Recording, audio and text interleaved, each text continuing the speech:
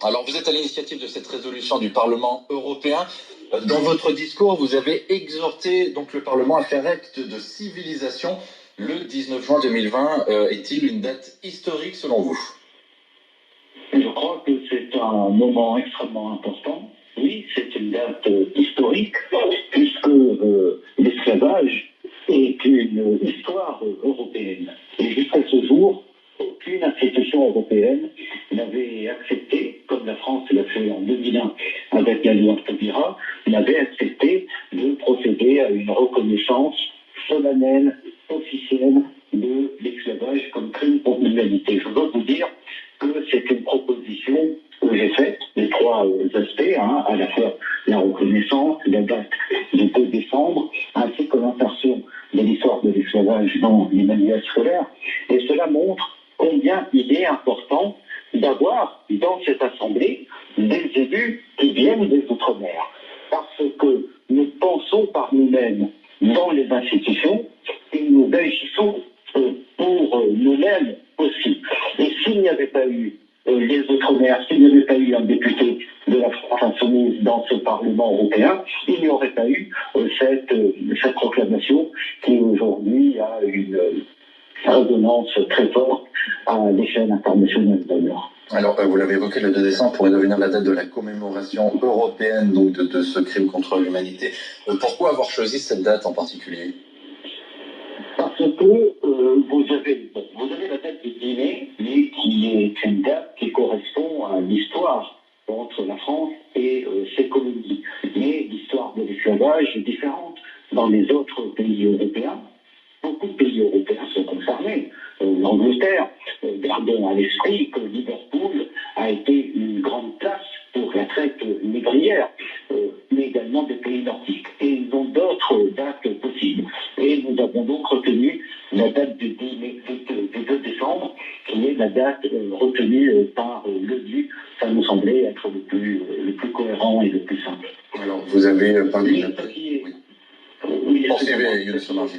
Oui, ce qui est important, c'est que le 2 décembre, dans l'ensemble des pays de l'Union européenne, il y aura un moment où, partout dans les écoles, on s'arrêtera pour se souvenir de cette histoire tragique, de ce commerce barbare. Et peut-être qu'en France, avec Christiane Taubira, nous avons fait du chemin depuis 2001, j'en suis convaincu. Mais imaginez que dans des pays de l'Est de l'Union européenne, mais même dans un pays comme le Portugal ou en Espagne ou dans d'autres pays du Nord, on n'est pas au début du commencement sur ces questions. Donc c'est vraiment très important pour les millions d'afro-descendants aussi qui sont en Europe et qui sont victimes du racisme structurel. Alors, cette résolution a été adoptée par 493 voix pour, 104 contre et 67 abstentions. Vous avez parlé de l'importance de la présence des élus ultramarins dans le Parlement européen, mais pourtant, parmi les contre, il y a une Guadeloupéenne, Maxette Pierre-Bacas, du Rassemblement national. Vous comprenez qu'une élue originaire des Outre-mer puisse voter contre ce texte? Je suis assez désolé pour elle, surtout.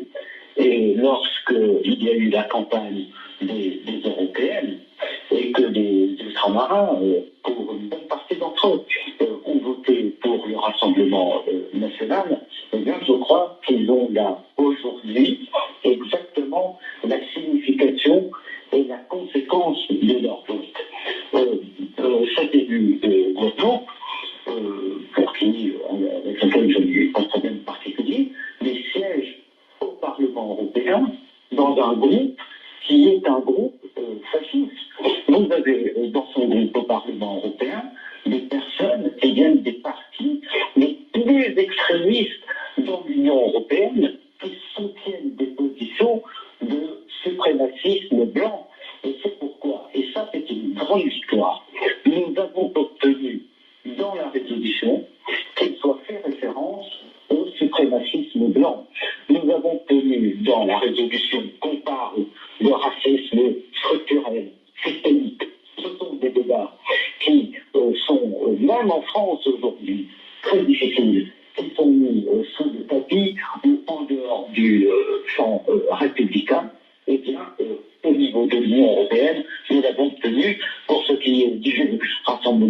national.